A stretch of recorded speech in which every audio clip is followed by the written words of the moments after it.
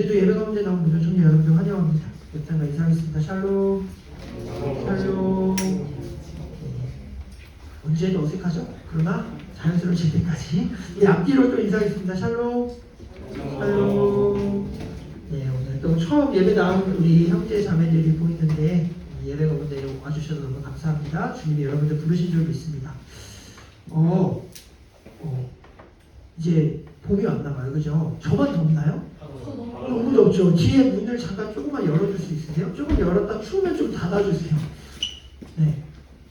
우리의 열기가 지금 다 닫혀 있어가지고 이제 에어컨을 꼭 틀어야 될 것만 같은데 좋아요. 네. 뜨거운 열정이 좀 있습니다. 오늘 찬양이 굉장히 은혜가 있었습니다. 네. 열심히 준비하신 것 같아요. 굉장히 네. 새로운 찬양인데 또 선포를 미리 올려주셔서 너무 좋아요. 제가 어제 열심히 들었어요. 그랬더니 또 친숙하더라고요. 감사하고 여러분들 찬양 가운데 거하는 여러분들 됐으면 좋겠고 찬양팀들 꾸려주시면 감사합니다. 말씀 우리 같이 한번 나누겠습니다. 오늘 20장 말씀인데요. 여러분 창세기 19장의 내용이 혹시 기억나세요? 레위인과 그 첨에 대한 이야기였었죠. 그죠? 그래서 레위인의 그 정체성이 뭐였습니까? 예배자라는 정체성이 있었죠. 그런데 그 정체성을 잃어버린 그 모습이 굉장히 끔찍하고 역겨운 모습으로 변질되어가는 것을 우리가 함께 이야기를 나눴었습니다. 그리고 그 이후의 이야기가 오늘 계속해서 연결되고 있는데 오늘 20장 말씀에 그 이후의 이야기가 계속 나눠지고 있어요. 레위인이 처음에 죽고 나서 그 시체를 어떻게 했어요? 12토막을 냈죠. 그렇죠? 되게 혐오스럽잖아요. 그런데 그 12토막을 내서 전 이스라엘로 이제 다 보냈습니다. 그죠? 그 토막에 어느 지파는 팔을 받고 아무튼 끔찍하죠? 그렇게 막 지파들이 받고 나서 어떻게 됐어요? 발칵 뒤집어졌어요. 이스라엘이. 우리가 여태까지 한 번도 경험해보지 못한 일이 지금 일어났구나. 이게 무슨 일인가? 그래서 이스라엘에서 긴급회의가 소집됩니다. 오늘 말씀 1절이죠. 우리가 읽은 내용이 바로 그 내용인데요. 제가 다시 한번 읽어볼게요. 1절, 2절 말씀입니다. 이에 모든 이스라엘 자손이 단에서부터 브엘세바까지와 길앗 땅에서 나와 그 회중이 일제히 미스바에서 여호와 앞에 모였더니 온 백성의 어른 곧 이스라엘의 모든 지파의 어른들은 하나님 백성의 총에 섰고 칼을 빼는 보병은 40만 명이었으며. 여러분 우리가 사사기 공부를 지금 잘 해오고 있는데요. 예전에 그 하나님이 주신 땅을 버리고 다른 땅을 찾아서 북쪽으로 올라간 지파가 있었습니다. 어떤 지파였죠? 한 글자입니다. 훌륭합니다. 단지파가 그랬죠. 자기 주님이 주셨던 땅을 버리고 북쪽으로 올라가서 한 땅을 발견하고 그 땅을 자신의 땅으로 차지했던 적이 있었죠. 그래서 여러분 이스라엘의 그 지도를 보시면요. 최북단을 단이라고 지명해요. 그래서 단이라고 하면 이스라엘 제일 북쪽, 그리고 제일 남쪽을 브엘세바라고 합니다. 그래서 성경에서 이런 표현이 자주 나와요. 단에서 브엘세바까지. 이 뜻은 무슨 뜻이냐면 이스라엘 북쪽에서 남쪽까지, 그러니까 우리로 말하면 백두에서 한라산까지 이런 이야기예요. 그러니까 이스라엘 전 지역을 가리킬 때 이런 표현을 쓰는데 오늘 말씀에서 단에서 브엘세바까지 모든 이스라엘 전 지역에 있는 사람들이 미스바에 모였다 이렇게 이야기합니다. 그런데 그 인원이 자그마치 얼마였냐면 40만 명이었어요. 40만 명, 거의 의정부 인구랑 비슷하죠? 40만 명. 엄청난 인원입니다, 여러분. 이 엄청난 인원이 뭐 때문에 모였어요? 지금 베냐민 지파 이 악행에 분노해서 이 베냐민 지파를 징계하기 위하여서 온 지역에 있던 이스라엘 지파가 지금 다 미스바로 모인 겁니다. 40만 명이 모였어요. 굉장히 많은 인원이 모였죠. 이스라엘이 이렇게 하나가 돼서 단합이 돼가지고 모인 적이 사사기에서 있었을까 없었을까요? 한 번도 없었어요, 여러분. 사사기에서 계속해서 이방 민족들이 쳐들어오고 그럴 때마다 사세가 세워지고 그들이 이스라엘과 함께 그들이 함께 이방 나라와 싸우자라고 했을 때 몇몇 지파들은 늘 참석하지 않았고 때로는 그래서 어쩔 때는 이 기도는 300명의 용사로 싸우기도 하고 삼손은 혼자 싸웠잖아요, 그죠? 그랬던 것처럼 사사기 역사 속에서 이렇게 많은 사람이 모인 적이 없는데 지금 이 사건 때문에 이스라엘에 많은 사람들이 그것도 40만 명이라는 어마어마한 숫자가 모인 것이죠. 가나안 족속과 이방 민족을 밀어내기 위해서 이렇게 모였다면 너무 좋았겠지만 지금 뭐 때문에 모였습니까? 자기 형제, 자기 12지파 중에 한 지파와 싸우기 위해서 지금 이렇게 합심하여 일제히 한 마음으로 모였다라는 것입니다. 40만 명이라는 엄청난 숫자가 모인 거죠. 지금 이렇게 많은 숫자가 모였습니다. 그리고 첩에 그 시체를 보냈던 레위인이 그 모인 자리에서 이제 이야기해요. 왜 이런 일이 일어났는지. 오늘 말씀 4절 5절 말씀인데 우리 같이 한번 읽어보도록 하겠습니다. 4절 5절입니다. 같이 읽게요. 시작. 내 사람 곧 죽임을 당한 여인의 남편이 대답하여이르되 내가 내 첩과 더불어 베냐민에 속한 기브아에 유숙하러 왔더니 기브아 사람들이 나를 치러 일어나서 밤에 내가 묻고 있던 집을 에워싸고 나를 죽이려 하고 내 첩을 욕보여 그를 죽게 한지라. 여러분 무슨 내용인지 알겠죠? 우리 이전에 있었던 이야기잖아요. 그죠? 레윈이 자신이 당했던 이야기를 막 하는데요. 그 말씀을 보면 여러분 여기 이 이야기를 굉장히 듣기가 좀 거북합니다. 그리고 문제가 있어요. 이 사람이 지금 하는 이야기 속에서. 왜냐하면 자신의 지금 아내가 처참하게 죽었어요. 그럼 어떤 내용들이 담겨져 있어야 돼요? 이 내용에서요. 내 아내에 대한 어떤 애도의 표현이 있다든가, 그죠? 안타까움이 있다든가, 슬픔이 있다든가, 뭔가 그런 아무리 티라고 할지라도, 그죠? 지금 사랑하는 내 아내가 죽었잖아요. 그것도 처참하게. 그렇다면 그거에 대한 어떤 애도와 슬픔과 그런 것들을 이야기해야 되는데 그런 내용이 있습니까? 없습니까? 하나도 없어요. 지금 그냥 사람들이 와가지고 내가 있던 집을 에워싸고 나를 죽이려고 하다가 내 첩을 욕보이고 내 첩도 죽였어요. 이렇게 이야기하는 거예요. 뭡니까? 슬픔과 아픔 이런 게 지금 전혀 나타나지 있지 않고 오로지 내가 당한 지금 모욕감만 이야기하고 있는 거죠. 지금 내가 당한 수치만을 이야기하고 있습니다. 자신의 목숨을 부지하려고 그 아내를 막 떠밀어서 집 밖으로 내쫓았으면서도 불구하고 자신의 그런 비겁한 내용은 전혀 이야기하지 않고 그냥 자기가 당했던 수치스러움, 불쾌함, 뭔가 모욕감 이런 것만 지금 사람들 앞에서 분노하면서 이야기하고 있는 것이죠. 문제가 많죠, 그죠? 사건이 굉장히 축소되고 자기중심적으로 이렇게 이야기를 막 하는데요. 그곳에 모였던 11지파의 이스라엘 사람들이 이야기를 듣고는 어떤 결정을 내냐면 안 되겠다, 죽여야겠다 이런 결정을 냅니다. 베냐민 지파의 그 기브아 사람들 불량배들을 다 죽여야겠다라는 결정을 그들 회의에서 결정합니다. 그래서 곧장 40만이라는 어마어마한 병사들을 데리고 베냐민 그 기브아 성을 둘러싸고 사람들을 몇 명 보내서 이제 베냐민 지파에게 이야기하는 거죠. 기브아 그 불량배 사람들을 다 내놓아라. 걔네들을 다 넘겨서 그들이 저지른 악행에 대해서 징벌하고 이스라엘 가운데 악을 뿌리 뽑자 이렇게 이야기합니다. 여러분 기브아 이 사람들이 행한 일은 분명히 만행이죠, 그죠? 범죄입니다. 잘못된 일이에요. 징계하고 처벌하는 게 필요합니다. 그러면 베냐민 지파는 어떻게 해야 됩니까? 어떻게 해야 돼요? 이런 요구에 순순히 그 사람을 내놔야겠죠, 그죠? 아니면은 본인들이 그 사람들을 직접 징계하거나. 근데 오늘 베냐민이 또 이상한 결정을 내립니다. 지금 뭐 질서나 뭐 이런 게 다 무너진 시대가 맞는 것 같아요. 베냐민 사람들이 못 주겠다는 거예요. 그 사람들을 내놓을 수 없다라고 하는 거예요.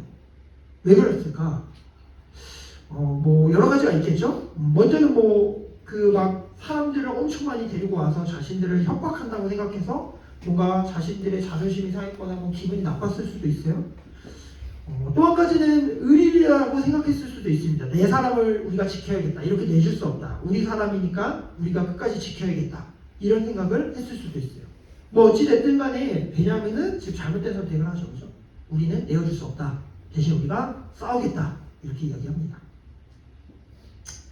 여러분 성경을 보면요.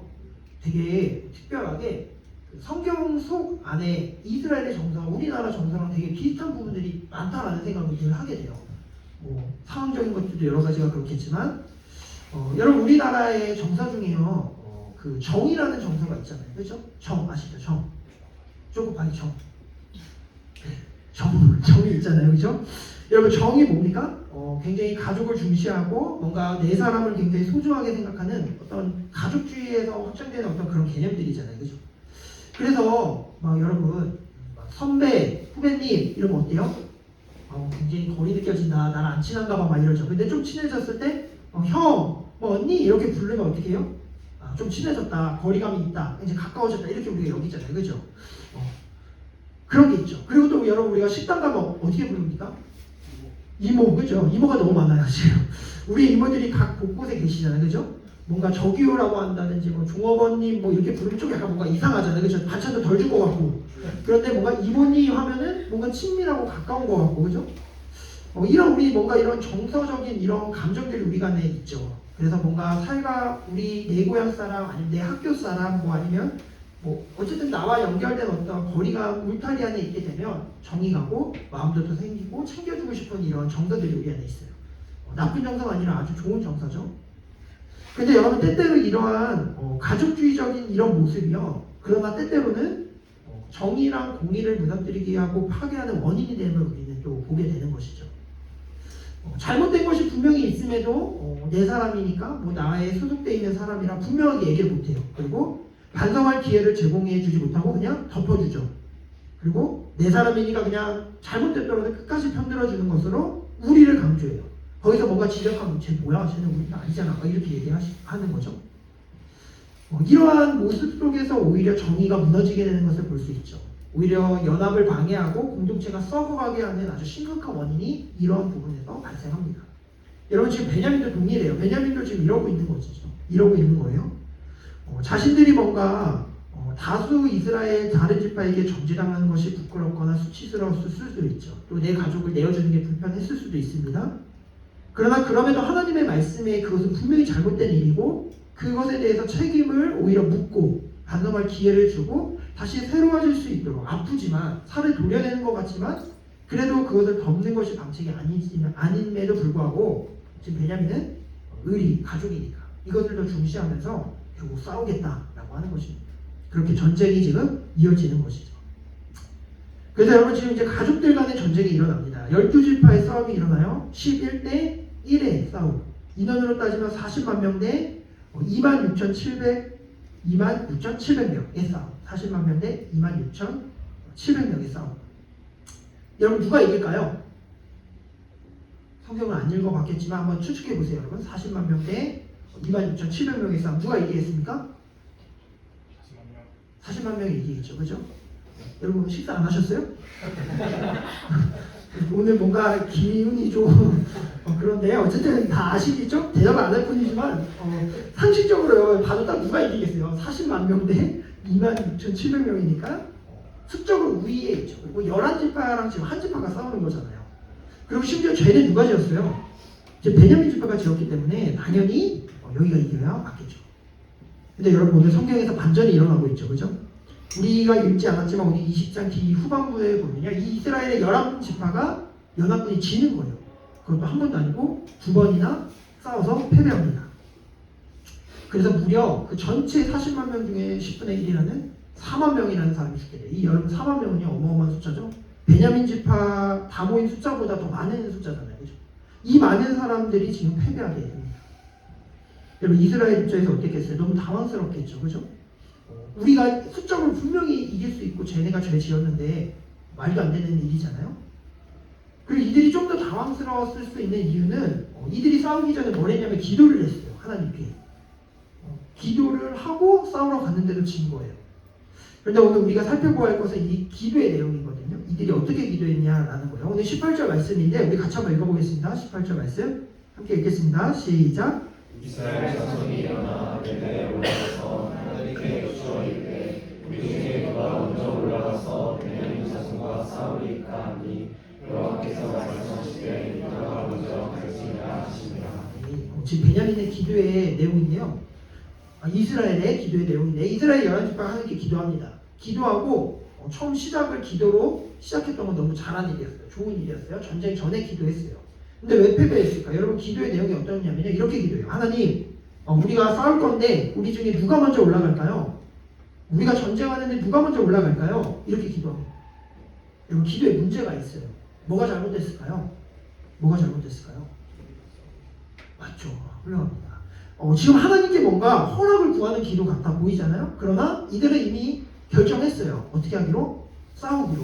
이미 결정해서 싸우기로 다 결정한 후에 하나님께 기도하고 있는 거예요.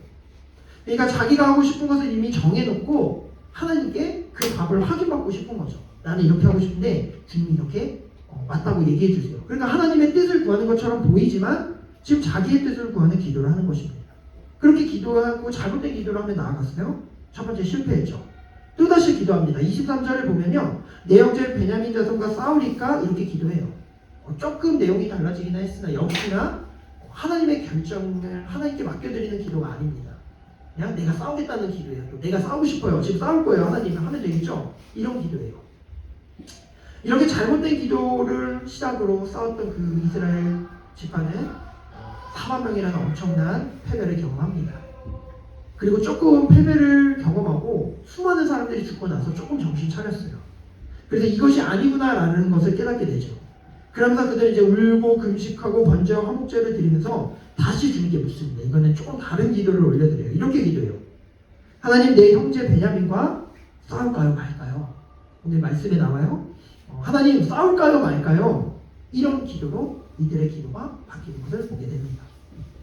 처음에 그들이 생각하고 결정했던 판단을 다 내려놓고 이 싸움을 싸워야 할지 말아야 할지 근본적인 선택을 주님께 맡기는 기도를 하는 것이죠. 주님께 정말로 삶을 맡겨서 이것을 해야 될지 말아야 될지를 결정하는 것을 주님께 내어드리는 기도를 해요. 그제서야 주님이 그 기도에 승리의 약속을 응답하십니다. 이번에 진짜 올라가라. 베냐민을 너에게 넘겨주겠다. 주님 말씀하십니다. 그래서 전쟁을 합니다. 여러분, 이스라엘이요 매복하고 있다가 도망치는 척막하다가 베냐민이 성을 다 비웠을 때 매복했던 인원들이 베냐민 성을 다 침투해서 그 성을 완전히 불태우고 그 땅의 모든 것들을 다 진멸해버립니다. 사람, 동물 다 없애버립니다. 그래서 베냐민 지파가 진짜 초토화돼요. 그래서 한 지파가 거의 멸절됩니다. 성경 보면요, 딱 600명이 살아남아서 바위 뒤에 숨었다라고 이야기해요. 그러니까 완전히 한 지파를 진짜 멸절시키는 전쟁, 이 전쟁의 모든 이야기, 스토리가 오늘 사사기 20장의 풀 스토리 이야기인 것입니다. 여러분, 오늘 이 싸움을 우리가 한번 정리해 봅시다. 여러분, 베냐민과 이스라엘의 전쟁, 누가 승리자입니까? 누가 이겼어요? 우선은 베냐민은 어때요? 패배자죠, 그죠? 베냐민은 졌어요. 가족주의, 내 사람, 죄가 있음에도 그것을 덮어주려 하다가 오히려 600명만 남기고 지파 자체가 아주 멸절됐죠. 그럼 누가 승리한 거예요? 이스라엘이 승리한 거예요? 그러나 여러분, 또 이스라엘 입장에서도 승리는 아니죠, 사실. 왜입니까? 그들도 4만 명이라는 어마어마한 숫자, 한 지파를 넘어서는 그런 숫자의 희생이 되었죠. 베냐민 지파 2배가 되는 사람들이 죽어났습니다. 그리고 이방인과 싸운 것도 아니에요. 우리 형제 안에서, 12지파 안에서 하나님이 허락하셨던 그 가나안 땅에서 12지파 우리 형제들끼리 싸움에서 죽으면서 베냐민을 멸절시켰어요. 이스라엘의 승리라고 말할 수 있을까요? 여러분, 결국 이 싸움, 전쟁의 이 개념에 정리해보면 이 전쟁은 모두가 실패한 전쟁이었다라는 것입니다. 모두가 패배자인 싸움이었어요. 의미가 없는 싸움이었고 가치가 없는 싸움이었습니다. 그저 죽음만 있었던 싸움이었던 것이죠. 여러분, 이전에 한 학생이, 제가 사역했을 때 한 학생이 제게 질문했어요.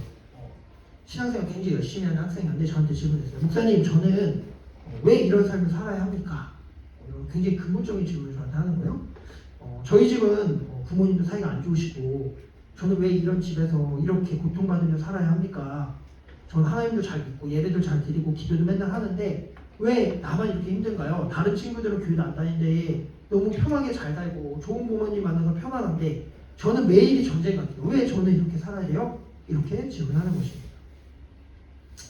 신앙생활 굉장히 잘하는 친구였고 가정이 좀 어려웠어요. 부모님 맨날 싸우고 이혼 한 해 만에 막 이러고 제대로 된 가정의 울타리 안에서 역할을 못 해주니까 늘 상처와 불안이 가득한 친구였어요. 경제적으로도 굉장히 어려웠고 그런 친구를 볼 때마다 제 마음이 굉장히 안타까웠죠.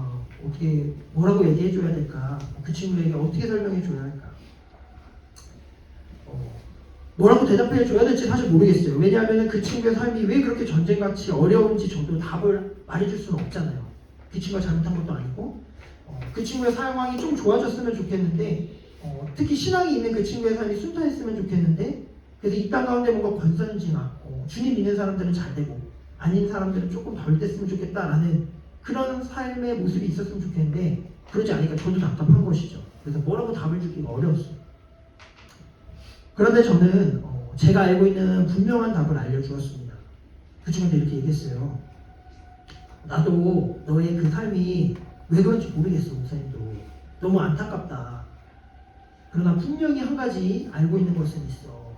그것은 무엇이냐면 너가 싸워야 할 그 싸움은 전쟁 같은 그 너의 삶의 상황이 아니라 끝까지 하나님을 붙드는 싸움이야.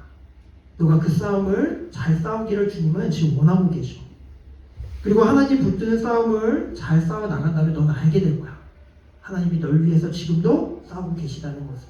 그리고 하나님이 너를 얼마나 사랑하고 계시는지를 알 수 있을 거야. 라고 이렇게 얘기해 줬습니다. 사랑하는 우리 청년 예배자 여러분들, 여러분 우리가 싸워야 할 싸움이 있어요. 우리가 싸워야 할 싸움은요, 눈에 보이는 싸움이 아닙니다. 지금 상황과 형편과 저 꼴보기 싫은 사람이 싸워야 할 대상이 아니에요. 성경은 분명히 이야기합니다. 혈과 육의 싸움이 아니라고 이야기해요. 우리가 싸워야 할 싸움은 그런 것이 아닙니다. 우리가 진짜 싸워야 할 싸움은요, 영적인 싸움이에요. 영적인 싸움. 그 영적인 싸움의 키포인트는 무엇인가 하면 하나님을 붙드느냐, 하나님을 붙들지 못하느냐의 싸움입니다. 하나님을 끝까지 붙들어서 하나님의 마음으로 내가 살아가느냐, 아니면 하나님을 놓치느냐의 싸움이에요. 내 생각대로 하겠느냐, 하나님의 마음으로 하겠느냐. 여러분, 이스라엘은 베냐민의 그 불의 앞에 정당한 분노를 발휘했어요. 이건 문제가 아닙니다. 베냐민이 오히려 자기 식구를 챙기고 공의가 무너지고 감싸고 돌고 이런 것들이 문제였죠. 그런데 진짜 그들의 잘못은 그들의 기도에서 잘 드러나죠. 베냐민과 싸워야 하는데 누가 올라갈까요? 이렇게 말한 그들의 기도.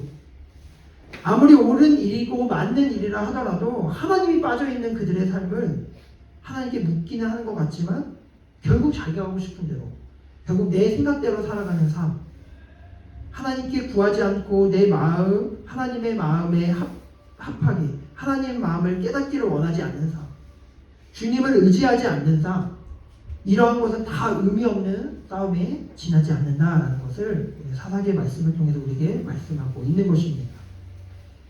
그래서 아마 하나님은요, 베냐민과 이스라엘 싸움에 누가 이기든지는 상관이 없으셨을 거예요. 하나님 마음에 관심 없는, 하나님이 빠져있는 싸움은 의미 없는 싸움이기 때문이에요. 가치 없는 싸움이고 그냥 죽어나기만 하는 싸움이기 때문이죠.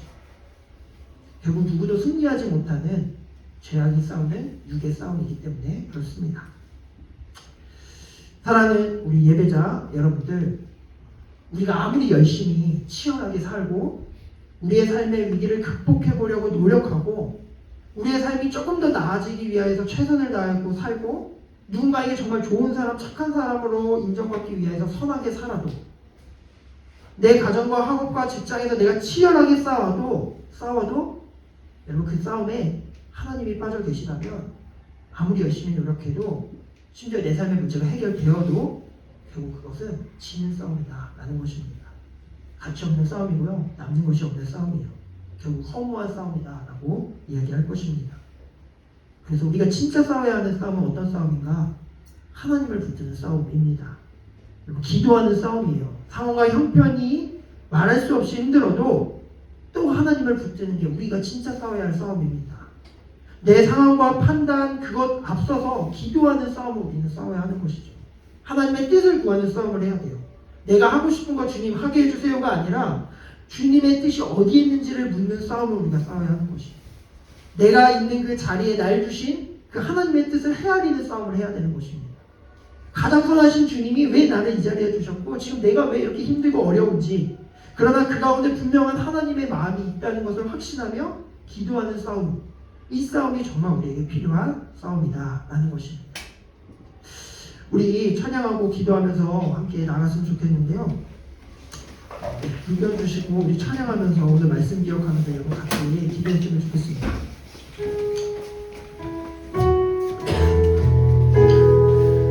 여러분 오늘 설교 제목이 뭔지 아세요? 싸움 좀 하세요. 이게 설교 제목이에요. 설교 제목 몰라도 저 맨날 설교 제목 때문에 너무 고통스럽습니다. 제목이 제일 늦게 나와요. 어제도 예은자매가 목사님 주보 만들어야 돼요 라고 했는데 죄송해요, 좀만 더 기다려주세요 이렇게 했는데, 어떤 제목을 할까? 싸움 좀 하세요? 라고 물어보는 제목을 하고 싶었어요. 여러분 싸움 좀 하세요? 저는 좀 싸움 좀 할까요? 아니라고 다들 여러분 싸움 좀 하세요 라고 묻고 싶은 제목이 아니라 사실은요, 싸움 좀 하세요 느낌표의 제목이었으면 좋겠다라는 생각을 했어요. 여러분 정말로 하나님을 붙드는 싸움을 좀 하시기를 바랍니다. 여러분 정말로 우리의 삶 가운데 하나님을 붙드는 싸움을 정말로 해 나갔으면 좋겠어요. 여러분, 우리의 인생 가운데 모든 시간은 하나님이 우리에게 허락하시는 과정이에요. 우리의 삶에 새겨지는 그 상처나 아픔들은요, 상처 아픔이 아니고요, 주님이 그곳에 새 살을 낳게 해서 주님이 일하셨음을 보여줄 흔적의 시간들입니다. 주님을 담은 내가 그 자리에 있는 것은 하나님의 선한 뜻이 있기 때문이에요. 그곳에서 우리가 해야 될 것은요, 상황과 싸우고 사람과 싸우고. 우리 싸울 수 없어요. 우리 못 이겨요. 우리가 할 수 없잖아요. 그런데 그 자리에서 우리가 해야 할 싸움은 하나님께 기도하는 거예요. 하나님, 주님의 뜻이 무엇인가요? 나를 이곳에 두신 목적이 무엇입니까? 하나님의 뜻이 무엇이에요? 하나님 알고 싶습니다. 하나님만 붙들고 싶어요. 내 상황과 환경이 어떠하든지 간에 하나님께 먼저 구하는 삶을 살고 싶습니다. 하나님, 믿음으로 내가 이 자리를 잘 지키고 싶습니다. 주님, 도와주세요. 나는 하나님을 붙드는 그 싸움을 주님은 싸우기를 원하십니다. 그럴 때 주님은 그 사람의 삶을 대신 싸워주세요. 하나님은 이기고 지는 게 상관이 없으세요. 우리의 삶에 어쩌면 문제가 해결되는 건 주님에게 크게 관심이 아니실 수 있습니다. 왜요? 우리의 마음이 주님 안에서 변화되면, 우리가 하나님의 시각을 보게 되면 하나님은 그 문제를 바꾸고도 남으실 능력이 이미 있으시기 때문에 그 상황 가운데서 주님이 하고자 하시는 일은 우리를 단련하고 우리의 죄악들을 깨끗게 하고 정결하게 순결하게 주님 앞에 서기를 원하시는 것입니다. 그래서 여러분, 진짜 잘 싸우셨으면 좋겠습니다. 진짜 잘 싸우는 사람은요, 기도하는 사람이에요. 여러분, 하나님과 대화해야겠죠. 그래야 하나님 마음을 알겠죠. 여러분, 한 주간에 여러분들 삶 가운데 제대로 주님께 묻는 일들을 시작하셨으면 좋겠습니다. 눈을 뜨는 그 순간 우리의 모든 삶을 주께 맡기면서 시작하세요. 하루를 기도로 여시고 하루를 기도로 마치세요. 승리는요, 거기서 판가름 납니다. 나의 삶을 주님께 맡기는 자와 그렇지 않는 자. 주님 의지하여 깊어진 삶을 살아내는 여러분들 되기를 간절히 소망합니다. 여러분, 잘 싸우는 여러분들 되기를 소망합니다. 그리고 잘 싸울 때 주님이 여러분들에게 승리를 주실 것입니다. 여러분, 깊어진 삶을 주께라는 찬양 우리 같이 찬양하면서 오늘 주신 말씀을 기억하면서 같이 기도하도록 하겠습니다.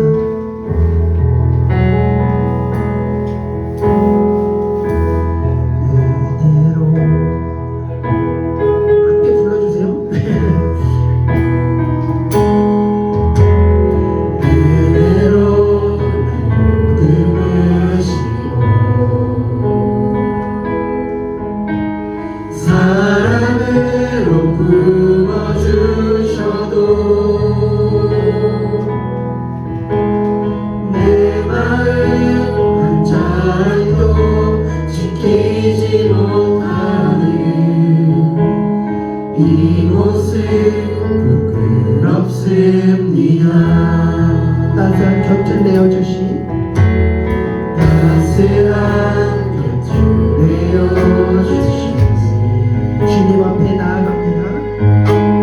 주님 앞에 나아갑니다.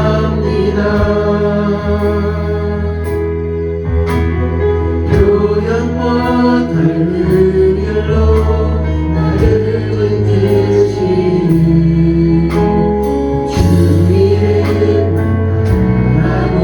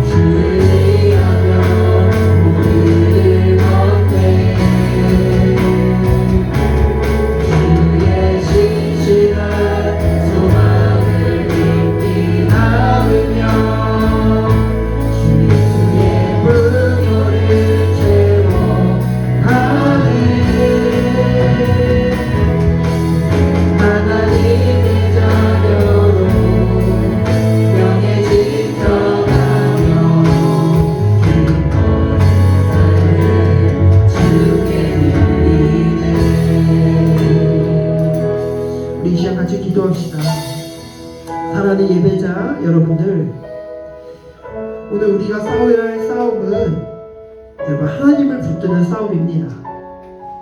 여러분, 우리의 상황과 형편과 우리의 삶은 우리의 계획과는 다르게 너무나 날마다 흘러가죠.